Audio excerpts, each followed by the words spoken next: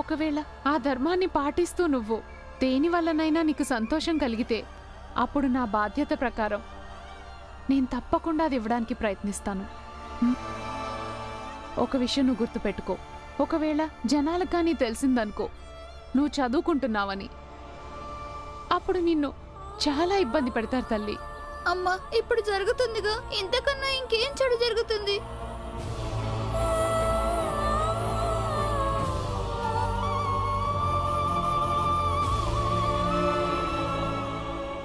నీకు బాగా నోరు ఎక్కువైంది కదా మాధవి. ఇప్పుడు చూడు నీ జీవితాన్ని ఎలా నరకం చేస్తాను.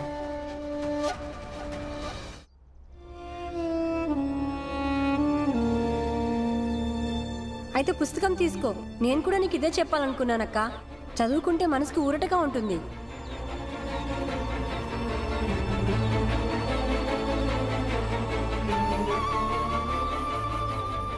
నువ్వెవరితోనూ మాట్లాడాల్సిన అవసరం లేదు. నోరు మూసుకుని ఇంట్లో మూల కూర్చోలేవా? ఒక వితంతు అయ్యుండి అందరితో ఇలా మాట్లాడుతున్నావంటే నేను చూస్తూ ఊరుకోవాలా?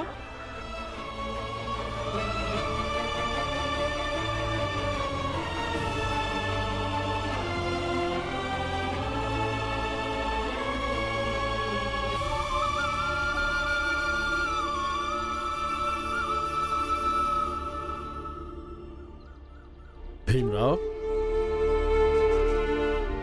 ఏంటి విషయం? విద్యాలయంలో ఎప్పుడు కాసేపు ఖాళీ సమయం దొరికినా నువ్వు ఏకాంతంగా వచ్చి కూర్చుంటున్నావు. ఇలా దిగులుగా ఉన్నావంటే చదువు ఎలా సాగుతుంది? ఏం ఆలోచిస్తున్నావు? ఇదే, ఆ వితంతురాలైన పిన్ని కొడుకు కూడా చదువుకొని ఉంటే అప్పుడు అతను వాళ్ళ అమ్మతో అలా ప్రవర్తించేవాడు కాదు.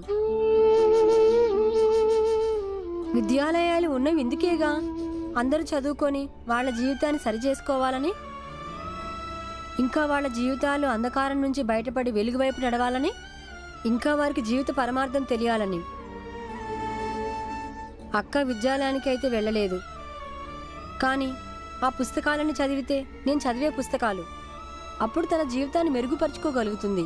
ఖచ్చితంగా భీమ్రావ్, మనం విద్యని ఎలా ప్రాప్తం చేసుకున్నా సరే కేవలం దాని వెలుగుతోటే మనం మన జీవితంలోని అంధకారాన్ని పారదోలొచ్చు. అర్థమైందా? అర్థమైంది. ఇప్పుడు ప్రతి మాధవి అక్క లాంటి వాళ్ళకి ఆ వెలుగు చాలా అవసరం. ఎందుకంటే తన జీవితంలో 4 వైపులా కేవలం అంధకారం ఒకటే ఉంది.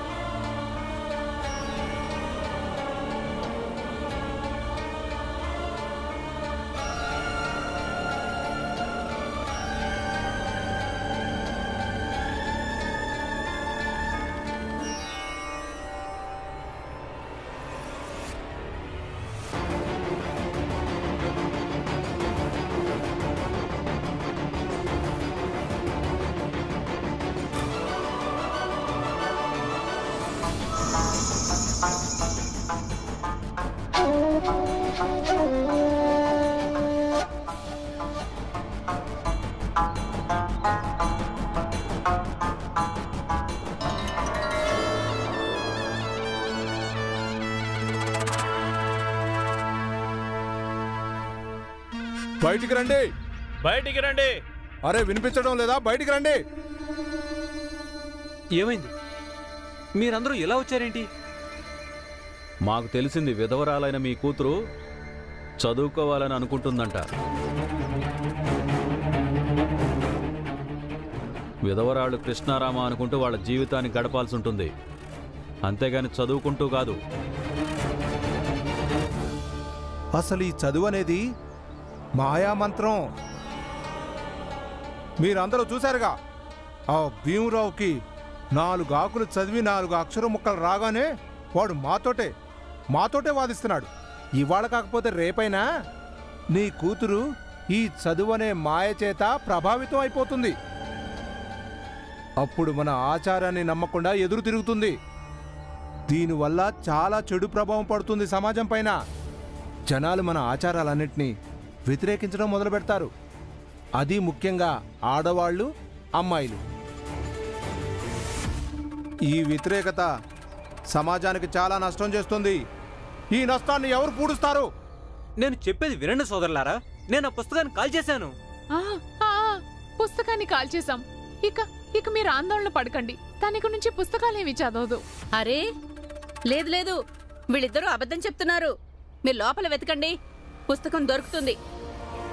సేట్ గారు, నేను లోపలికి వెళ్ళి చూస్తాను. అరే లేదు, ఇలా ఇంట్లోకి వచ్చి మీరు ఎలా వెతుకుతారు? ధర్మాన్ని రక్షించడానికి వచ్చాము, ఇంట్లో వెతికి తీరుతాము. ఇతని రానివ్వు.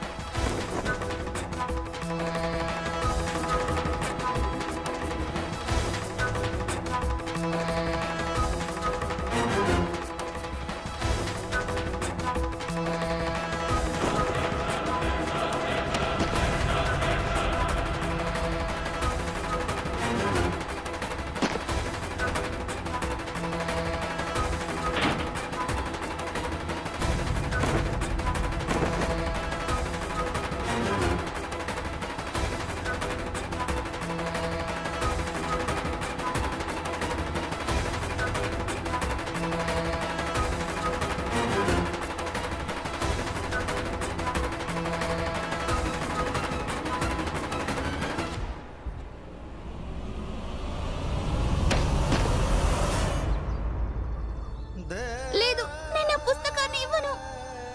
నోర్మోయ్, నోరు మూసుకో. లేదు, ఆ పుస్తకం ఇవ్వు. చూడండి, అది ఇవ్వమంటున్నానా? ఎలా ఇవ్వవో చూస్తాను. అది నా పుస్తకం. నా పుస్తకం ఇచ్చేయ్. నా పుస్తకం ఇవ్వు బాబాయ్. ఇదిగో పుస్తకం, దాచిపెట్టుకుంది.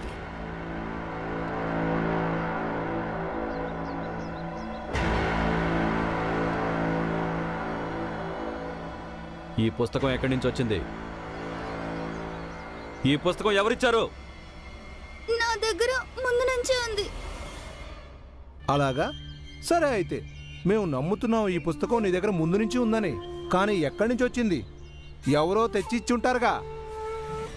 మీ నాన్న ఈ రోజు దాకా పుస్తకాలు కొనడం నేను చూడలేదు. సోదరులారా, నాకంతా తెలుసు. ఈ పుస్తకం ముందు నుంచే ఉందని. అబద్ధాలు ఎందుకు చెప్తున్నారు?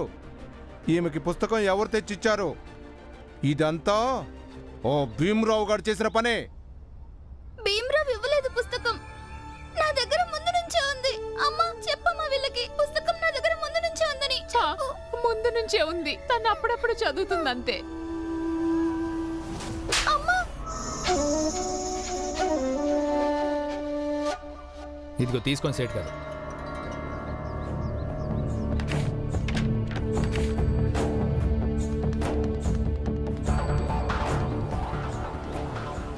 చూడు,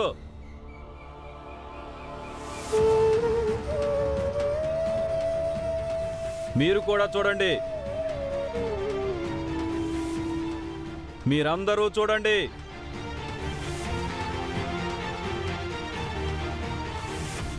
దీని మీద భీమరావు అని రాసుంది. ఈమెకి ఈ పుస్తకం భీమరావే ఇచ్చాడు. కానీ ఈ తల్లి కూతుళ్ళు మనకు అబద్ధం చెప్తున్నారు. ఈ అబద్ధానికి, ఇంకా వితంతు ధర్మానికి విరుద్ధంగా నడుచుకొని జ్ఞానం అనే పేరుతో పుస్తకాలలో మానసిక ఆనందాన్ని వెతుక్కున్నందుకు దీనికి శిక్ష పడి తీరాల్సిందే. ఏమంటారు? శిక్ష పడి తీరాలి. కానీ దాంట్లో తనదేం తప్పుంది? ఈ పుస్తకాన్ని తనకిచ్చింది భీమరావు కదా, వాడికి ఏంటి శిక్ష? కానీ పాపం ఇది, అందుకు శిక్ష పడి తీరాల్సిందే. ఇక ఆ శిక్ష భీమరావు ఎదురుగా వెయ్యాలి. అక్క అక్క అంటూ ఉంటాడుగా, వాడికి కూడా తెలియాలి ఇప్పుడు మన సమాజంలో ఏ వ్యక్తితోనైనా సంబంధం పెట్టుకుంటే పర్యవసానం ఎలా ఉంటుందో.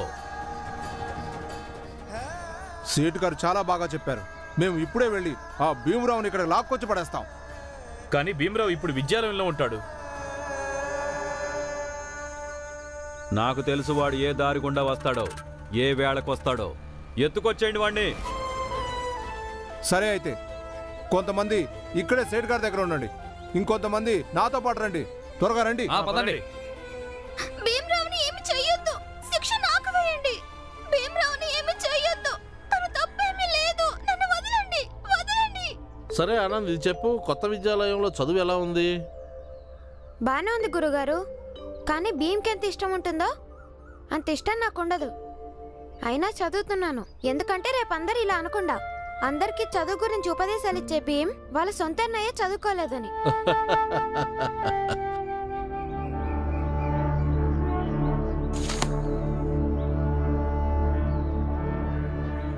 ఏం జరిగింది? ఇలా దారికి అడ్డంగా నిలబడితే అర్థం ఏంటి? భీమరావుని తీసుకెళ్దామని వచ్చాం. ఏ భీమరావు, మాతో రా. ఎక్కడికి తీసుకెళ్తారు?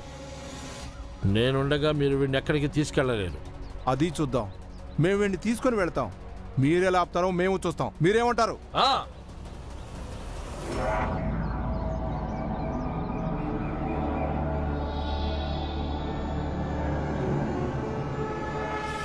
వెనక్కి జరుగు. మీరేమనుకుంటున్నారు? ఒక గురువు కర్తవ్యం కేవలం తన శిష్యులకు పాఠాలు చెప్పడం మాత్రమే కాదు, వారిని రక్షించాల్సిన బాధ్యత కూడా ఉంటుంది. నేను చెప్పాను కదా, నేనుండగా మీరు భీమరావును తీసుకెళ్ళలేరు అని. అంటే మీరు తీసుకెళ్ళలేరు, అర్థమైందా?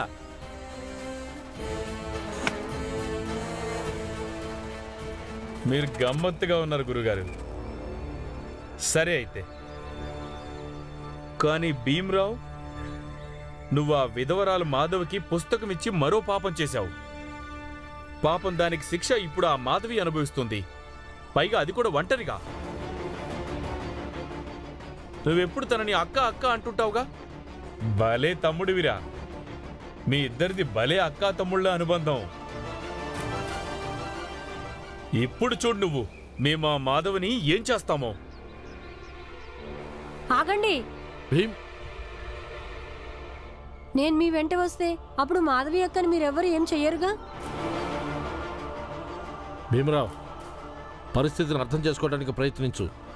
వీళ్ళు నీ మనోభావాలను అడ్డం పెట్టుకుని నిన్ను తీసుకెళ్తున్నారు. గురువుగారు, అక్కా తమ్ముళ్ళ అనుబంధం. అక్క కోసం ఈ మాత్రం చేస్తే తప్పేముంది? అక్క ఆపదలో ఉంది, నేను వెళ్ళి తీరాలి. మీరు పదండి. భీమ్, నేను అమ్మా నాన్నలకు చెప్పొస్తాను.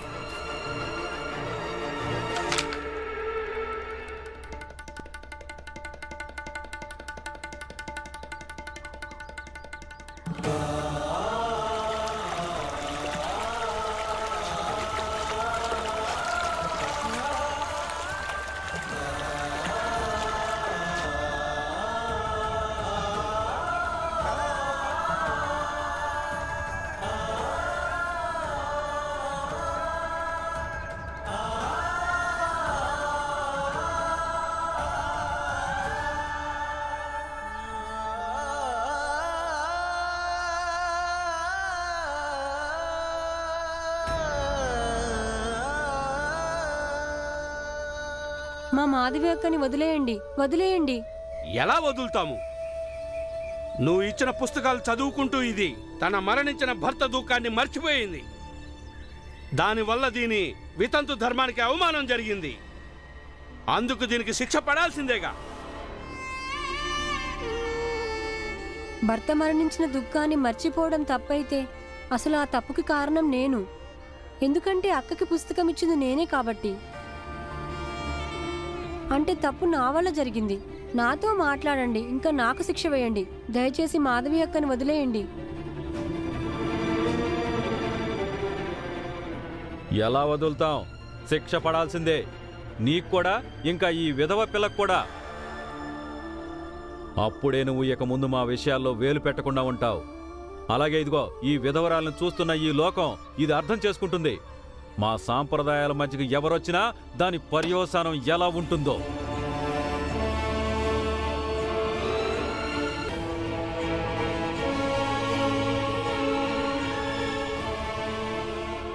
కానీ నేనిచ్చిన పుస్తకాన్ని మాధవి అక్క చదివింది. దాంతో కొద్దిసేపు తన దుఃఖాన్ని మర్చిపోయింది. దీంట్లో అసలు తప్పేముంది? అలాంటిది ఏం జరిగింది? దీనివల్ల మీ ఆచారాలు సంప్రదాయాల్ని వ్యతిరేకించడం దాకా వెళ్ళింది. అయితే విను, విధవరాళ్ళు చదవటం అధర్మం అవుతుంది. అందులోనూ ఇది ఒక తక్కువ జాతి అబ్బాయి చేతితో ఇవ్వబడిన పుస్తకం చదివి తన మనసును ఉల్లాసపరుచుకుంటుంది, నవ్వుతుంది. అరే, ఒక విధవరాలు చదవటం, మానసిక ఆనందం పొందటం, నవ్వటం పాపం అవుతుంది, పాపం.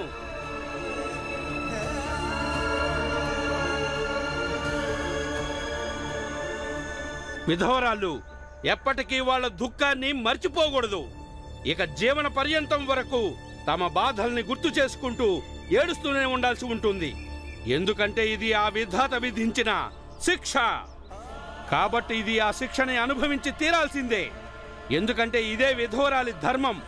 ఇక ఇదే మా ధర్మశాస్త్రాల్లో స్పష్టంగా రాసుంది. మీరు మాటి మాటికి ధర్మం గురించి పుస్తకాల్ని ఉదాహరణగా చెప్తుంటారు. వాటిని మీరు శాస్త్రాలు అంటారు. శాస్త్రాలు ఇది రాసుంది అది రాసుంది అని. కానీ అవే శాస్త్రాలు ఒక వితంతువు చదువుకోవడానికి అడ్డుపడుతున్నాయా? చదవటం అధర్మం ఎలా అవుతుంది? ఆ విషయం నాకు వివరించండి పండితులు గారు. ఈ విషయం నీకు అర్థం కాదు భీమరావు.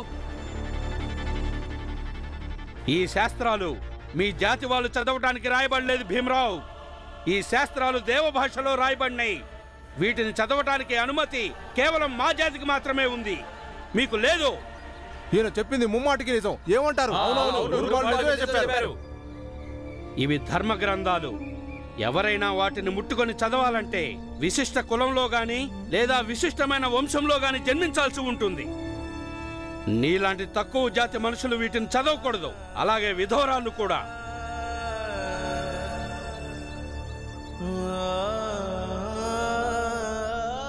నిజానికి మీ అందరికీ అలాంటి వ్యక్తులు చూస్తే భయం వేస్తుంది, ఎవరైతే చదవటం రాయటం నేర్చుకుంటున్నారో. ఎందుకంటే చదువుకున్న వ్యక్తులు మీ ఆచారాల గురించి, మీ సంప్రదాయాల గురించి, చెప్పాలంటే మీ శాస్త్రాల గురించి కూడా ప్రశ్నిస్తారు. కాబట్టి అప్పుడు మీ అసలు బూటకం బయటపడుతుంది. అప్పుడు సమాజం మీద, వ్యక్తుల మీద మీకున్న పట్టు సడలిపోతుంది. ఇంకా ఏ గ్రంథాల పేరు చెప్పి మీరు జనాల్ని భయపెట్టే పెత్తనం చేస్తున్నారో అవి వేరే వాళ్ళు చదవటం మీకు ఇష్టం ఉండదు. ఎందుకంటే వాళ్ళు చదివితే మీ అందరి పెత్తనం ముగిసిపోతుంది.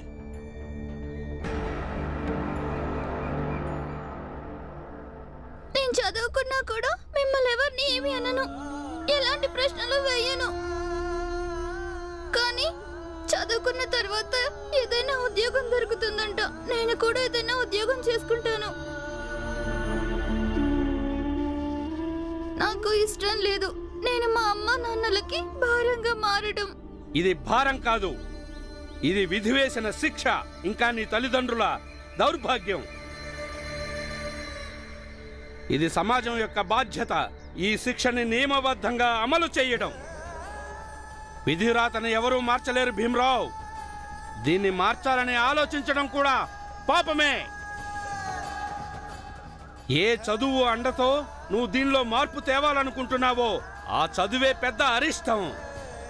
ఇది సమాజం శ్రేయస్సుకి మరియు శాంతికి విరుద్ధంగా ఒక కుతంత్రం. మీ ఈ ధర్మశాస్త్రాన్ని నేనైతే చదవకూడదు, కానీ ఏదో ఒక మార్గం ఉంటుందిగా నేను కూడా తెలుసుకోవడానికి ఆ శాస్త్రాల్లో ఏమి రాసిందో అని. మీరు ఒక పని చేయండి, ఆ పుస్తకాలన్నీ గురువుగారికి ఇవ్వండి. ఆయన చదివి నాకు వినిపిస్తారు. ఇది బాగానే ఉంది. జనాల సందేహం కూడా తొలగిపోతుంది.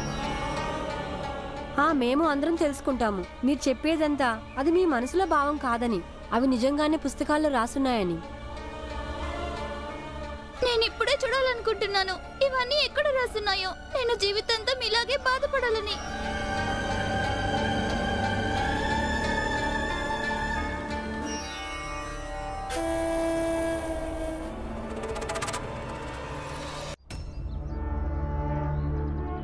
చాలు, ఇప్పుడు ఇలాంటి ఘోరాలు చూడటమే మిగిలిపోయింది. ఇప్పుడు ఈ సమాజం మొత్తం మీ మౌనానికి సిగ్గుపడాల్సి ఉంటుంది. ఇప్పుడు ఈ ఇద్దరు పిల్లలు తరతరాలుగా కొనసాగుతూ వస్తున్న మన ధర్మ సాంప్రదాయాల మీద ప్రశ్నలు లేవనెత్తుతున్నారు. అరే మీరందరూ మర్చిపోయారా ఏంటి? మన ధర్మ గ్రంథాల్లోని ఒక్క పదం కూడా ఒకవేళ తక్కువ జాతి వాళ్ళ చెవుల్లో పడిందంటే అప్పుడు వాళ్ళ చెవుల్లో సీసం కరిగించిపోయటం జరిగేది. ఇప్పుడు వీళ్ళ ప్రశ్నలన్నింటికీ నేను జవాబు చెప్పగలను, కానీ నేను ఆశిస్తున్నాను జవాబు మీరందరూ చెప్పాలని. వీళ్ళిద్దరూ మన గ్రంథాల మీద, మన వ్యవస్థల మీద ప్రశ్నలు లేవనెత్తారు. వీళ్ళిద్దరికీ కఠినాతి కఠినమైన శిక్ష విధించాలి. అప్పుడే ఇక మీదట ఎవరూ ధైర్యం చేయరు మన ధర్మ గ్రంథాలని, మన వ్యవస్థని ఇలా నిలదీసి ప్రశ్నించడానికి. ఏమంటారు మీరు? నేను మంగేష్ మాటలతో పూర్తిగా ఏకీభవిస్తున్నాను. ఒకవేళ వీళ్ళిద్దరికీ సరైన బుద్ధి చెప్పాలంటే అప్పుడు వీళ్ళ కఠినాతి కఠినమైన శిక్ష విధించాల్సిందే.